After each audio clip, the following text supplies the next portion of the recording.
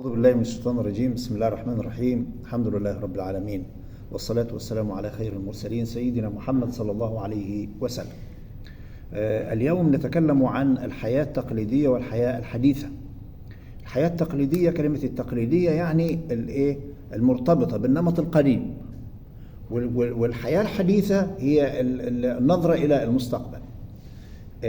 لو نلاحظ معا هنا في العرض، فنأتي هنا مثلا سنناقش معا الحياة التقليدية في الماضي والحياة الحديثة في الحاضر. نتكلم عن التغير الاجتماعي والأسرة في مجتمع الإمارات، وهذا تكلمنا فيه ولكن سنأخذه كأنه سريع. سنتكلم عن الزواج والتضامن الاجتماعي ومكانة المرأة، والمرأة قبل الاتحاد والمرأة في ظل الاتحاد، وهذه النقطة المهمة عندنا جدا. يعني المرأة في ظل الاتحاد. تعالوا طبعا التغير الاجتماعي كان ملازما للتغير الاقتصادي، وقلنا هذا الكلام. قلنا التغير الاجتماعي، التغير الذي حدث في المجتمع تابع للتغير في الاقتصاد، وهذا أمر يعني لما اكتشف البترول تغيرت الحياة، تغيرت على من الناحية الاقتصادية، من ناحية الرواتب، من ناحية الاهتمام بالطرقات، بإنشاء مدارس، بإنشاء مساجد، بإنشاء طرق. يعني الوجود المال كعنصر. هل تتذكرون عندما كنا نتكلم أن هناك فئة تقول لابد من المال هو الأساس، وهناك من يقول القوة البشرية هي الأساس، ولا يمكن أن نقول المال وحده يكفي ولا القوة البشرية وحدها تكفي. هناك دول ليس عندها مال وعندها قوة بشرية وتحتاج إلى المال والعكس. فبالتالي هذا خير دليل وخير مثال يظهر فيه التغير وبشكل واضح، خاصة فيما يتعلق بالأسرة وهي نواة المجتمع. التغير الاجتماعي والأسرة، قلنا أن الخلية الأولى، الأسرة تعد الخلية الأولى للمجتمع. ونتذكر حديث رسولنا صلى الله عليه وسلم في الفتنة، يعني وليسعك إيه؟ بيتك. ما معنى وليسعك بيتك؟ بعض الناس يظن أنه وليسعك بيتك يعني روح نام في البيت وتغطى ونام وملكش دعوة بحد. القضية غير كده. أنا كعاطف وكرجل مسلم لابد أن نفهم هذا. ليسعك بيتك ما تروحش في البيت تتغطى وتنام، لا. أولا راجع نفسك بنفسك، هذا على مساحتك الشخصية. هل أنا تصرفاتي صح؟ هل أنا يبقى مراجعة، فقه المراجعة، تراجع نفسك كويس، هذا على مستواي. ثم تنظر في بيتك، تطهر بيتك. ما معنى تطهر البيت؟ يعني تشوف إذا كان في خلل من ناحية الزوجة، إذا كان في خلل من ناحية الأولاد، هذا ولا يسعك بيتك. خلص المساحة الشخصية لك ولأسرتك، وعندما تنتهي منها سيكون كل واحد انتهى من مساحته الشخصية تغير المجتمع. أنا أنظر إلى المفهوم الحديث الشريف بمفهوم واسع، ليس المفهوم الضيق وليس المفهوم الحرفي إن روح نام في البيت وتغطى وليسعك بيتك وابعد. لا أبعد بالمفهوم السطحي، لكن وليسعك بيتك يعني المساحة الشخصية عندي في بيتي. من الذي أستطيع أن أغير معه وأنجح؟ مع نفسي أولا. مع نفسي إيه؟ أولا، ثم مع زوجتي ربما تستجيب معي، وأولادي ربما يعني من باب جبر خاطر بابا يسمعوا كلام. إذا أنا نجحت مع نفسي ونجحت مع زوجتي ونجحت مع أولادي، أستطيع أن أتحرك وانطلق إلى الدوائر الأوسع. وصلت الفكرة؟ فإذا الأسرة مهمة جدا.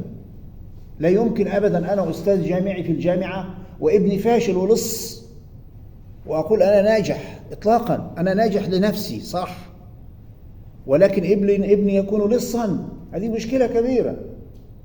فلا بد يكون النجاح إيه؟ النجاح فيه توازن في الكفات يا يوسف، فيه نجاح متوازن.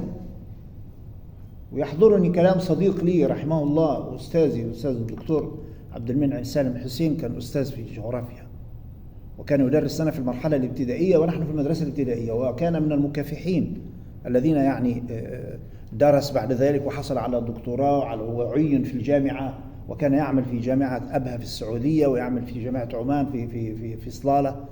فمرة كنت أجلس معه وقلنا هذا الكلام، وقال لي هذا الكلام: ما قيمة الحياة إذا أنا أستاذ كبير في الجامعة وابني لص؟ صح؟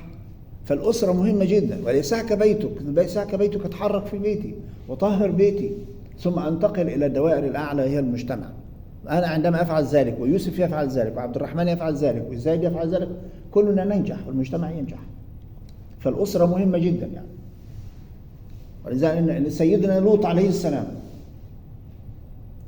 مساحة وزوجته مخالفة لطريقه، تمام ولا لا؟ وهكذا، والقرآن الكريم يحكي لنا هذه القصص. نعم. ممكن أحضرها بعيد؟ نعم. تمني الحصة ونطبع إن شاء الله إن شاء الله. إذن الخلية الأولى في جسم المجتمع هي الأسرة. تتحقق الحياة الاجتماعية بكل أبعادها وامتزاج العقول الموجودة وتلاقح الأفكار. ما معنى تلاقح الأفكار؟ يعني فكرتي مع فكرتك يحدث تلاقح بينها. تلاقح يعني إنتاج ثمرة. كان النخيل هذا عندما نضع فيه اللقاح، تمام، يخرج الثمر، لكن إن لم نضع له اللقاح يخرج صف كده ولا يؤكل، وتضربه الشمس ولا ينتفع به الناس. كذلك الأفكار، إذا أنا لي أفكار شمال وإنت في أفكار يمين، كل واحد منا في اتجاه لا نلتقي، لا يحدث تلاقح الأفكار. هذا معنى تلاقح الثمار وتلاقح الأفكار. فلا بد عندما يكون في البيت منظومة. أنا عندما أجد المرأة تعزف على نغمة والرجل يعزف على نغمة أخرى والأولاد كل واحد منهم له نغمة خاصة به، هذا فشل كبير جدا في الأسرة. هل أنا نجاحي أن أكون أستاذ في الجامعة أو خطيب في المسجد أو صحفي كبير أو وزير أو كذا، وأسرتي يعني ممزقة؟ أبدا، هذا ليس نجاح شخصي فقط، لكن أنت كأب فشلت. صح ولا لا؟ أنا والله أحيانا أسأل زوجتي في شيء، أنا يعتبريني أنا يعني آخر شيء تفكري فيها للزوج، لكن تكلمي معي، ربما أنا أخطئ. لابد أن نراجع معا الأفكار، فلابد أن يكون يحدث تلاقح الأفكار. تفاعل الأحاسيس، أنا حزين وقاعد مع حزين وزوجتي تفرح ما فيش، كل واحد في سكة وكل واحد في طريق. حتى من وصية المرأة الجاهلية لابنتها عندما زفت إلى عريسها يا شباب، قالت إيه؟ إياك أن تجدي هو جاء حزينا أو كئيبا أو متعبا وتبتسم وأنت بعيد في الإحساس. لا، أنا عندما أذهب إلى البيت ومتعب ومنهك لابد أن أجد المرأة التي تمتص هذه الطاقة السلبية. أما أنها تتجاهل أحاسيسي ومشاعري، إذن لا يحدث تفاعل في الأحاسيس والمشاعر. وهذا يحدث. لماذا يحدث الطلاق في البيوت؟ لأنه هو على نغمة وهي على نغمة ثانية. هذه أشياء مهمة جدا في حياتنا. تنوع الوظائف يعطي الحياة الأسرية معنى وهدف. يحرص كل فرد في الأسرة الإماراتية على ترجمة المعنى وتحقيق الهدف. الأسرة الممتدة، هنا هذا سؤال في الامتحان، مفهوم الأسرة الممتدة. يعني إيه أسرة ممتدة؟ هي تضم أكثر من جيلين في مكان واحد، الأجداد والأبناء والأحفاد. والأسرة بوابة ثقافة الفرد وملاذه الروحي والنفسي، يرتبط الجميع فيها بأواصر المحبة وأواصر اجتماعية فكرية متشابهة. تمام. الأسرة الممتدة يعني إيه؟ الأسرة الكبيرة. يعني أنا أزور عمي وعندي خالي وعندي جدي وعندي، هذه أسرة ممتدة.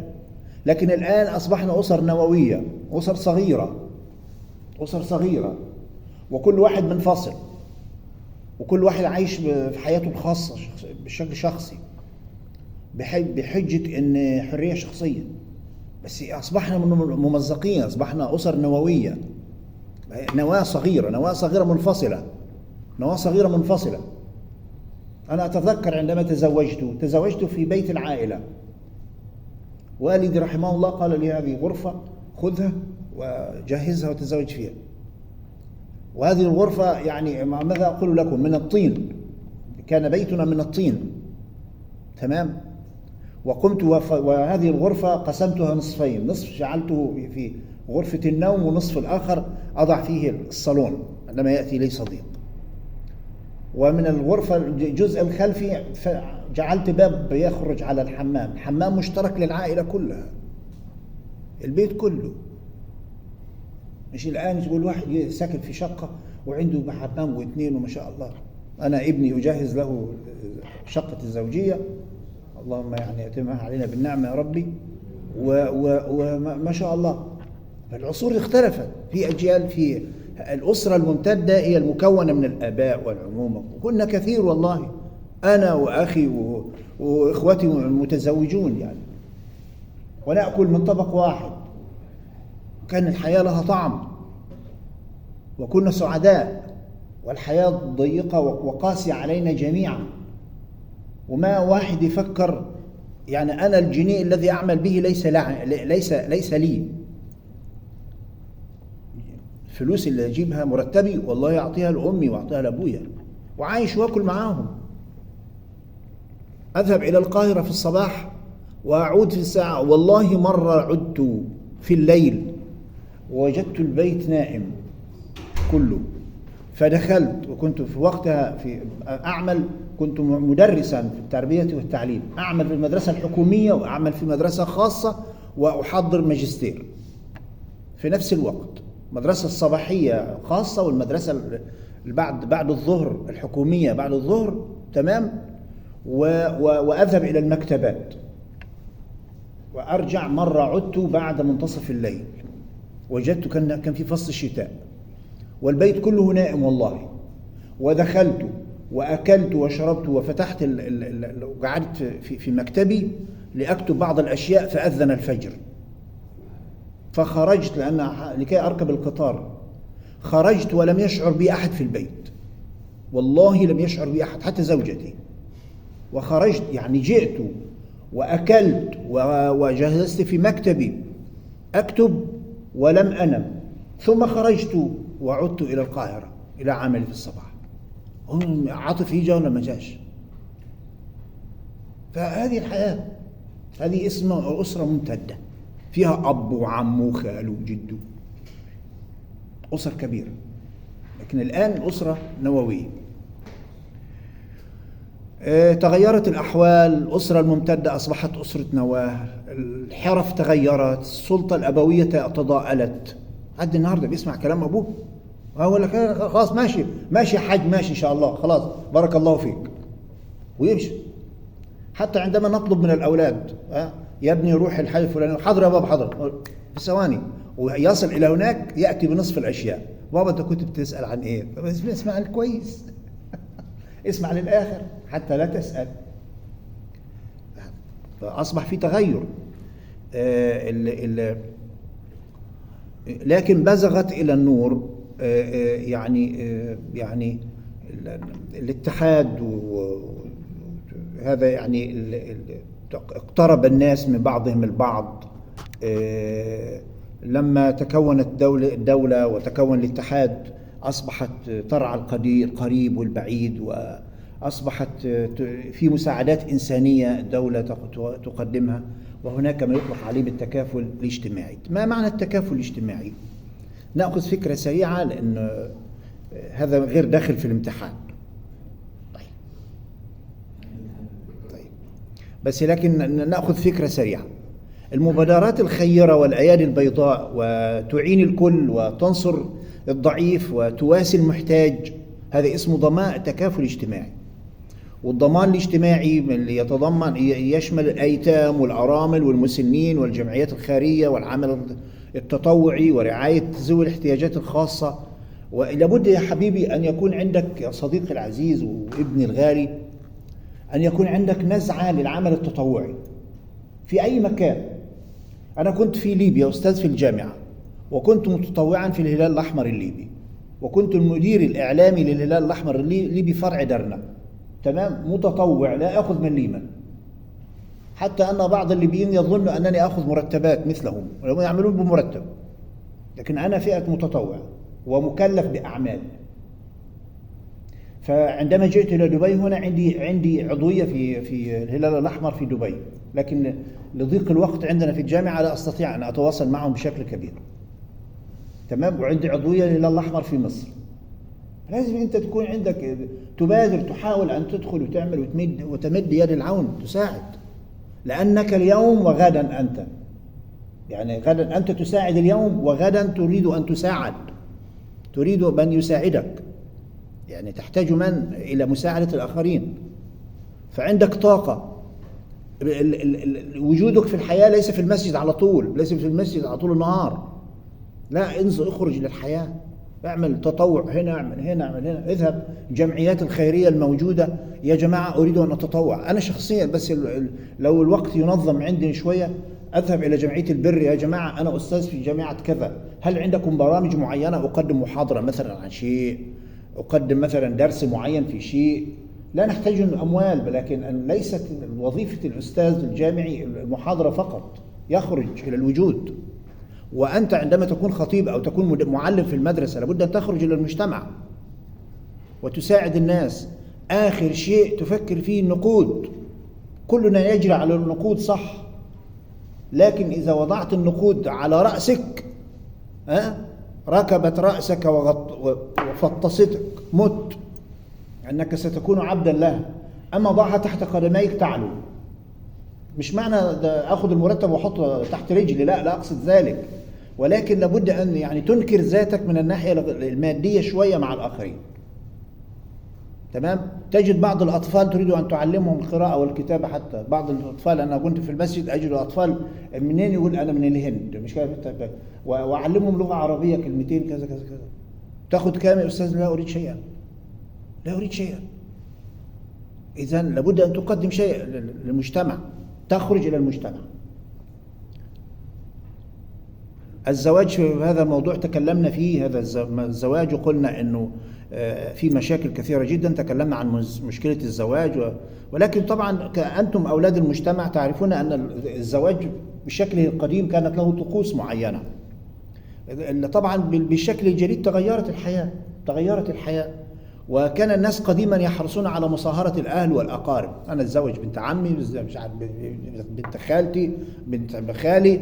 لكن الآن تغير الموضوع شوية، بيتباعد شوية. أصبحنا الآن نتزوج الأجنبيات، نتزوج الفلبينية ونتزوج الأمريكية والألمانية والمش عارف إيه، اللي يذهب إلى ألمانيا ليدرس، اللي يذهب إلى إسبانيا يدرس، اللي يذهب إلى هنا يتزوج. فإذا أصبح في تغير في الفكر. طيب، فهذه تقاليد كلها قديمة. تمام. وكيف لم تكن الفتاة قديما صاحبة رأي في زواجها، نعرف هذا الكلام جيدا يعني. وللأسف الشديد الغرب يعتقدون أننا نضطهد نساءنا، وأن ليس لها حق في فترة من الفترات. إن كان المرأة يعني هي ليست قضية اضطهاد المرأة، ولكن هي تسليم بأن أباها حتما سيختار لها الأفضل. يعني بنتك تختار لها إنسان تافه؟ يعني أنا بنتي أعلمها وأربيها وأؤدبها وأنفق عليها من عمري ومن نقودي ومن كل شيء، وأخاف عليها، ثم يأتي إليها هلفود تافه ووافق أن تتزوجه وأترك رجلا معتدلا؟ لا، أكيد فيه خطأ. ومع ذلك إذا وجد انحراف في الولي، ما قيمة الولي أصلا؟ قيمة الولي أنه هو يوقع فقط؟ لا، الولي أنه يدافع عنها، يختار لها الأكفأ، يختار لها المناسب. هذا إذا كان رجلا معتدلا، إذا كان رجلا سويا متوازنا نفسيا. أما إذا كان إنسان منحل أو أناني منحرف، ينظر إلى مصلحته الشخصية، يريد مصلحة من وراء من هذا الرجل أو كذا أو كذا، هذا أمر يخصه. إذا كان فيه الشر لابد أن نقف أمامه. الآن المرأة لها دور، الآن تقول لك لا فلان لا أتزوجه. أنا يعني كان الأول البنت تستحي ليس عندها خبرة، لا تخرج للعمل، تجلس في البيت، لا تعرف عمر من حسين من عبد الغفور. لكن الآن ما شاء الله في واتساب وفي فيسبوك وفي عفريت تمام. العفاريت كثير. واخد بالك يعني الأول لا تعرف شيئا، الآن لا تعرف كل شيء. فبالتالي لابد تغير الفكر حتى لا تفلت الأمور من زمام يديك، صح ولا لا؟ هذه طيب. فكرة التضامن الاجتماعي وخاصة في احتفالات الزواج، فالدولة بدأت والله مع تطور المجتمع اقتصاديا واجتماعيا، دخلت كثير من المظاهر والعادات في طقوس الزواج، فلم تعد احتفالات الأعراس تقام في الحي نفسه، بل أصبحت تقام في فنادق وصالات أعراس وكما تعرفون. من هنا الدولة، ومن هنا كانت التوجيهات السامية للشيخ زايد رحمه الله بإنشاء صندوق الزواج سنة 1992 ليثبت أن التكافل الاجتماعي في دولة الإمارات ليس بين الأقارب والأهل والجيران فقط، بل بين هؤلاء جميعا وأولي الأمر. مكانة المرأة، نقف عند هذه النقطة لأن ربما تكون مهمة شوية، ربما يكون فيها سؤال، ربما يكون فيها شيء من هذا القبيل. المرأة عموما كائن لطيف ظريف جميل إذا كنت جميلا. إذا أنت جميل المرأة جميلة، تمام. أما إذا كنت أنت مش جميل عاطف يبقى موضوع تاني. المرأة أنا أقول عن المرأة يعني المرأة كالقطة، ناعمة ولطيفة وجميلة، لكن إذا تخربشك تنقلب إلى أسد. انظر إلى القطة واعمل تكبير للصورة تجدها أسد. يعني خذ القطة كده واعمل تكبير، وحاول أن تعبث في علاقتك مع القطة، يعني حاول تزعل القطة. يصبح القطة أسد. المرأة ضعيفة جدا، وضعفها هو سلاحها. كلما كانت المرأة تستخدم هذا السلاح كلما كانت ذكية من الذكيات يعني. اللهم قنا شر يعني كيدهن، يعني إن كيدهن إن كيدهن عظيم.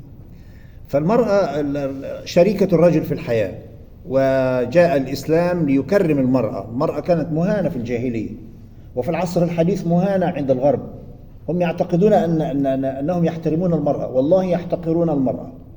انظروا إلى قوانينهم القديمة تجدون يحتقرون المرأة، يتعاملون مع كأنها بيع وشراء، لدرجة أن بعض المفكرين قالوا هذا كائن مختلف خالص.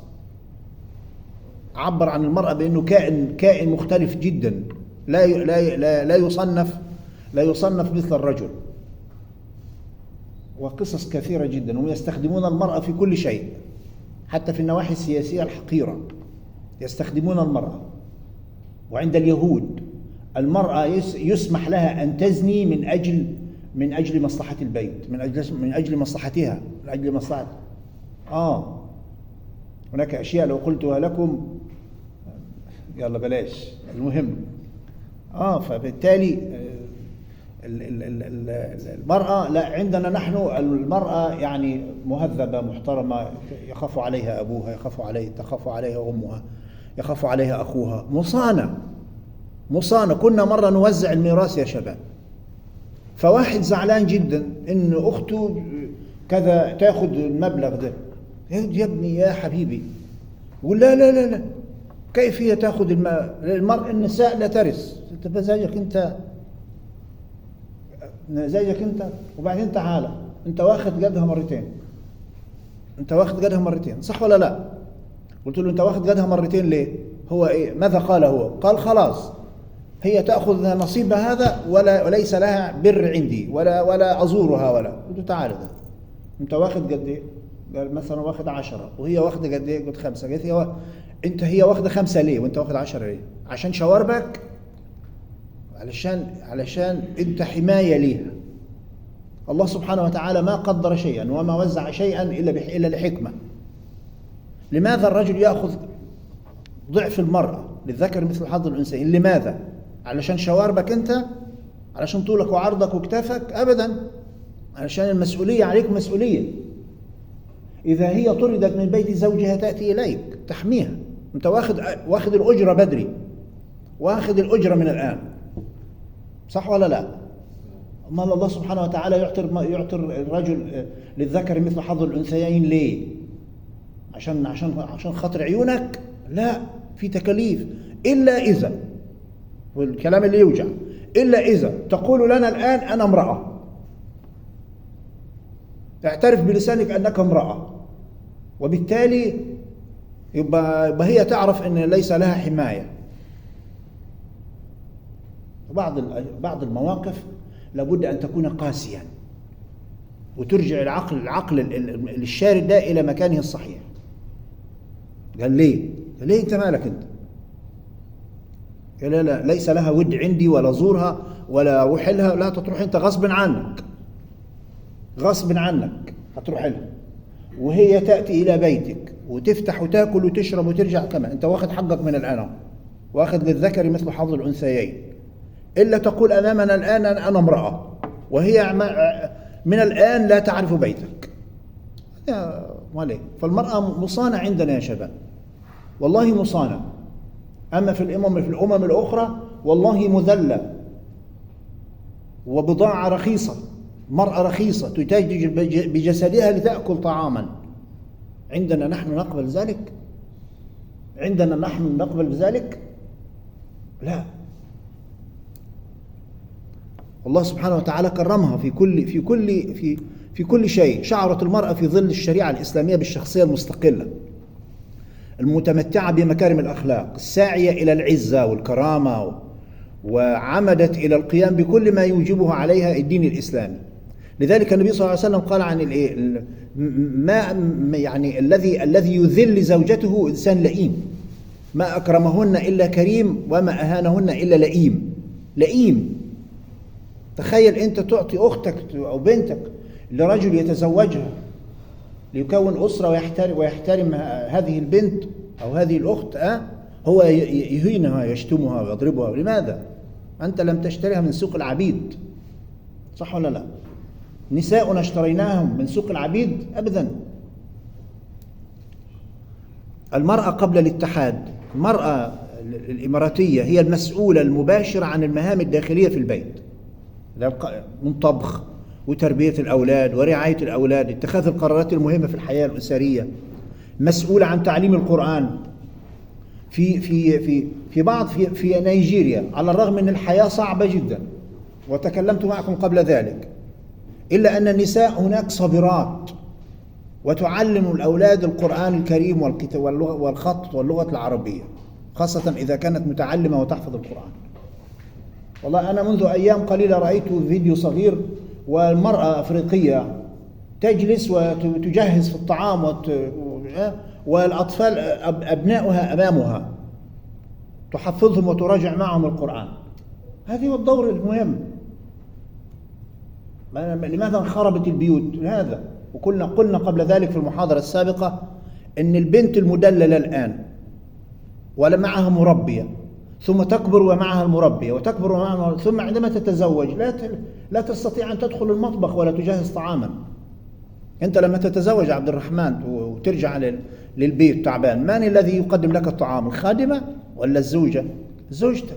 فرضا أن ظروفك أنت ومرتبك لا يسمح بإحضار خادمة، مين يطبخ لنا؟ الزوج واحدة عايزة خادمة تخدمها؟ لا، هي تخدم بيتها، وأنا أخدم البيت. أنا كرجل أخدم بيتي، أذهب إلى العمل وأحضر، وهي تخدم البيت، تخدم نفسها وتخدم أولادها وبناتها.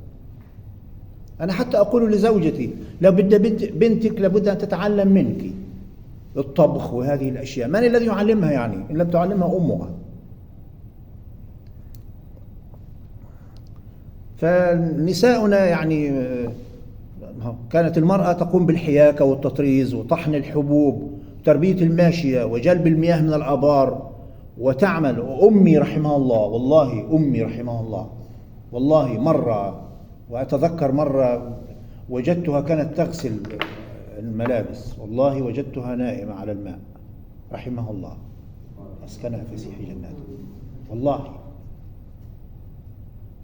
كنا يعني لا توجد غسالة ولا يوجد شيء من هذا القبيل، وتغسل الملابس، تساعد أبي وتذهب معه. والدي كان مريض أحيانا يذهب إلى المستشفى ويستمر شهور في المستشفى. مرأة لم نعرف قيمة نساءنا وأمهاتنا إلا بعد أن فقدناهم. ومع ذلك كان عندها تقترب من 80. هي توفيت عندها 79 وشوية. يعني والله في شهر رمضان ذهبت بها إلى الطبيب وقال لها لابد أن تفطري، ولم تفطر في رمضان، وصامت بعد رمضان 6 أيام اللي هم 6 أيام الشوال مباشرة، هي ووالدي رحمهم الله. وأجد فحلا بغلا يمشي وفي يديه طعام وفي عز النهار، ولا يستحي من الله ولا يستحي من البشر. هذه هي الأجيال الممسوخة ومن الأجيال المطحونة. شهد التاريخ للمرأة الإماراتية قديما بالدور البارز التي كانت تقوم به، وقدرتها على صناعة الأجيال وصناعة الرجال. قيام الاتحاد، المرأة في ظل الاتحاد. قيام الاتحاد عزز هذه المكانة وأبرزها ووضع لها أطر قانونية، يعني عمل في تشريعات خاصة بالمرأة، وهذه الأطر لازمة للتنفيذ، فهي دستور الدولة وأقوال ويعني إذا نظرنا، انظروا معي إلى هذه المقولة للشيخ زايد رحمه الله، ركزوا معي فيها شوي. قال الشيخ زايد: إن ما حققته المرأة في دولة الإمارات العربية المتحدة في فترة وجيزة يجعلني سعيدا ومطمئنا بأن ما غرسناه بالأمس بدأ اليوم يؤتي ثماره، ونحمد الله أن دور المرأة في المجتمع بدأ يبرز ويتحقق لما فيه خير أجيالنا الحالية والقادمة. هذه مقولة الشيخ زايد رحمه الله. إذا أنا جئت في الامتحان بهذه المقولة وقلت من قائل هذه المقولة؟ الشيخ زايد رحمه الله. تمام؟ وما الهدف منها؟ يتحدث عن دور المرأة، وأن المرأة لها دور كبير جدا قبل الاتحاد وبعد إيه؟ بعد الاتحاد. لأن دولة الإمارات دولة إسلامية عربية خليجية، دستورها نابع من دينها، يعني مصدر الدستور الدين، ونابع من دينها وعروبتها وانتمائها لمحيطها الخليجي، لأن الإسلام أعز المرأة، فلذلك القانون وضع تشريعاته ليعز المرأة وأعطاها حقوقها وسواها بالرجل في الكثير من المجالات. يعني لها حق التعليم، لها حق كذا، لها حق كذا، مثلي ومثلك. تمام؟ ونصفها الدستور. خلاصة هذا الكلام: التكافل الاجتماعي هو رعاية الأفراد بعضهم ببعض، فيكون أفراد المجتمع أسرة واحدة، يعين غنيهم فقيرهم، ويساعد قويهم ضعيفهم، ويحنو كبيرهم على صغيرهم، ويشترك الجميع في الأفراح والأتراح. إذن التكافل الاجتماعي، عرف العرب نظام التكافل الاجتماعي قبل الإسلام، وعندما جاء الإسلام عزز مكانة هذا التكافل، وقال الله عز وجل: وتعاونوا على البر والتقوى ولا تعاونوا على الإثم والعدوان. هذا توجيه للناس. الإنسان منا طاقات يا شباب، والدين يأتي ليقوم السلوك ويوزع الطاقات. أنت عندك طاقة، هذه الطاقة إن لم تستغل أو تستثمر بشكل جيد يمكن أن تنحرف. أطفالنا، الطفل الصغير، لماذا الطفل يضرب ويكسر ويعمل ليه؟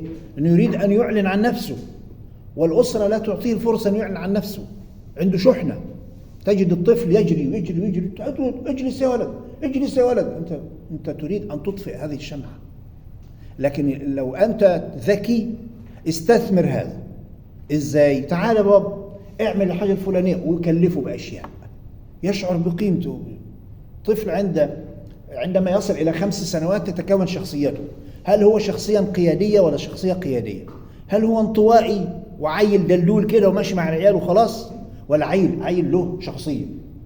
انظر إلى الأطفال، عندما تجد مجموعة من الأطفال وطفل يتزعمهم، لا أنا عايز زيد يلعب معايا، وأنا عايز الحارس معايا، وأنا شخصية قيادية، شخصية قيادية. هذا الطفل قيادي، تاخده صاحب رأي، صاحب قرار، تمام، يعرف يختار. وعيل تاني قاعد مركون كده ولا عنده طاقة ومدفون، هذه تعال العب معهم هنا، ربما تجده أحرف واحد فيهم، لكن عنده خجل وعنده يتكسف وعنده حياء، حرك طاقته. بذلك نكون يعني نختم بقول النبي صلى الله عليه وسلم: المؤمن للمؤمن كالبنيان المرصوص يشد بعضه بعضا. وقول النبي صلى الله عليه وسلم: مثل المؤمنين في توادهم وترحمهم وتعاطفهم كمثل الجسد الواحد إذا اشتكى منه عضو تداعى له سائر الجسد بالسهر والحمى. المجتمع كله منظومة كاملة يا شباب، المجتمع كله منظومة كاملة، لا يمكن أن يكون يعني نجد فيه تفرقة، لا، الكل كلهم يد واحدة، وأنت جزء من هذا المجتمع. اسأل نفسك: ما الذي قدمته أنا خلال هذا العام؟ الآن نحن في شهر 5، ماذا قدمت أنت خلال الشهور 5 في هذا العام؟ تراجع نفسك، والكلام لنفسي قبلكم يعني. أشكركم على حسن الاستماع، وإن شاء الله يعني نكتفي بهذا القدر في هذا الموضوع. شكرا جزيلا لكم.